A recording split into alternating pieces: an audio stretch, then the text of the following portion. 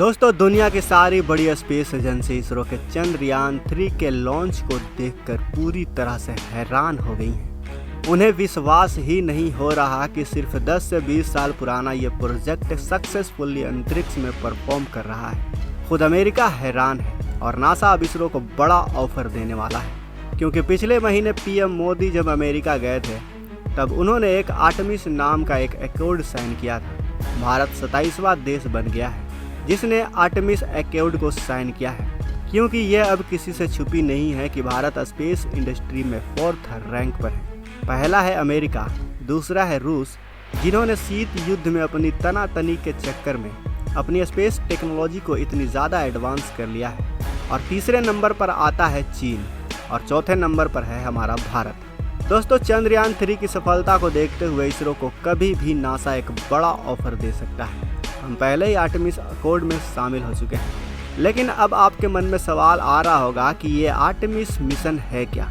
तो आपको बता दें कि आर्टेमिस मिशन का असली गोल यानी मेन टारगेट चांद पर बस्तियां बसाना, ह्यूमन बेस बनाना और इन बेस का इस्तेमाल मंगल पर और दूसरे ग्रह तक इंसानों को भेजने के लिए प्लेटफॉर्म तैयार करना है, जो छोटी मोटी बात नहीं है दोस्तों, क्योंकि अब एक नया स्पेस एरा शुरू हो गया है। 1972 में जो आखिरी मून लैंडिंग हुई थी, उसके बाद आज 50 साल में एक बड़ी स्पेस रेस शुरू होने जा रही है, जिसमें टॉप 5 कंपटीटर में भारत भी शामिल है। आर्टेमिस एकॉर्ड का भारत पार्टनर बन चुका है और अब कभी भी नासा इसरो को बड़ा ऑफर दे सकता है। इसरो ने बेहद कम बजट में बड़े बड़े मिशन को अंजाम दिया है, और ये हम सब जानते हैं कि स्पेस में काम करने के लिए सबसे ज़रूरी चीज़ बजट ही होती है। ऐसी स्थिति में नासा बहुत सी चीज़ें आउटसोर्स कर सकता है और इसरो इन कामों के लिए सबसे बेस्ट होगा।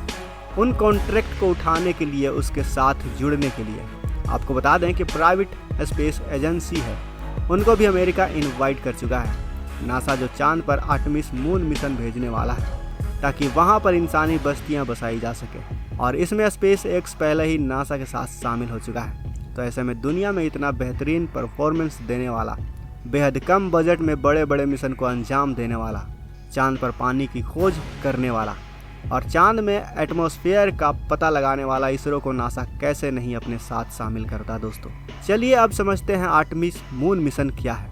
भारत के आर्टेमिस एकॉर्ड साइन करने के बाद भारत के पास क्या चांसेस हैं और इस आर्टेमिस मिशन को कैसे अंजाम दिया जाना है। दोस्तों, स्क्रीन पर आप जिस चीज़ की तस्वीरें देख रहे हैं, ये चांद का स्केलेटन क्रिएटर है, जो एस्टेरॉयड या किसी उल्का पिंड के गिरने से बना है। अमेरिका के नासा ने इस बात की पुष्टि की है कि यहाँ पानी मौजूद हो सकता है। अगर चांद पर बेस बनाना है तो पानी काफ़ी ज़रूरी है, क्योंकि दूसरे ग्रह में जाने के लिए पानी से फ्यूल बनाना काफ़ी ज़रूरी है। सबसे बड़ा सवाल आ रहा है कि आखिर पानी से फ्यूल कैसे बनाया जाएगा। तो आपको बता दें कि पानी से उसका केमिकल कॉम्पोजिशन H2O है, यानी पानी के अंदर हाइड्रोजन भी होते हैं और ऑक्सीजन भी होते हैं। तो H2 को ऑक्सीजन से अलग कर दिया जाए तो हाइड्रोजन को फ्यूल में बदला जा सकता है। दोस्तों, नासा ने कई रिसर्च के बाद ये कैलकुलेट किया है कि 600 मिलियन मेट्रिक टन से 1 बिलियन मेट्रिक टन तक चांद पर पानी हो सकता है। अब आपको बता दें कि आर्टेमिस मिशन क्या है। देखिए, आर्टेमिस मिशन में सबसे पहले टेस्ट फ्लाइट होनी है, जिसमें यह चेक किया जाएगा कि हर चीज़ ठीक से काम कर रही है या नहीं। उसके बाद आर्टेमिस मिशन 2 जो होगा, उसमें अंतरिक्ष यात्रियों को चांद के ऑर्बिट में भेजा जाएगा। फिर जो आर्टेमिस मिशन 3 होगा, उसमें अंतरिक्ष यात्रियों को चांद पर उतारा जाएगा।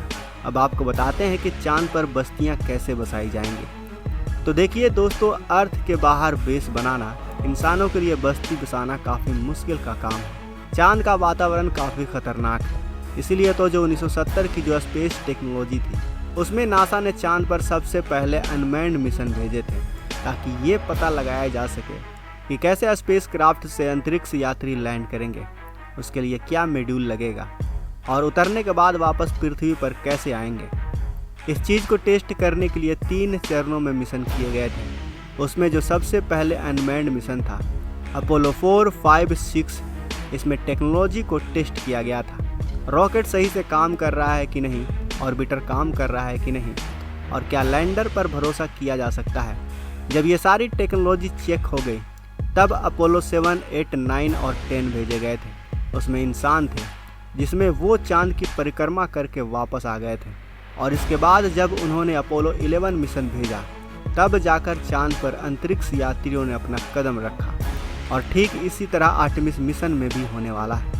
आर्टेमिस 1 में सबसे पहले यहाँ से रॉकेट निकलेगा जिसे चेक किया जाएगा कि उसकी टेक्नोलॉजी सही से काम कर रही है कि नहीं। फिर इसके बाद आर्टेमिस 2 मिशन को भेजा जाएगा जिसमें इंसान बैठेंगे और वो चांद के ऑर्बिट में जाएंगे और उसकी परिक्रमा करके वापस आ जाएंगे। इसके बाद जो आर्टेमिस मिशन 3 होगा वो चांद पर लैंड करेगा और ऐसा पहली बार होगा जब कोई महिला अंतरिक्ष यात्री चांद पर कदम रखेगी। इसके अलावा नासा एक लूनर स्पेस स्टेशन भी बना रहा है जो आर्टेमिस मिशन के थ्रू ही बनाया जाएगा, जिसमें यह स्टेशन लगातार चांद की परिक्रमा करेगा।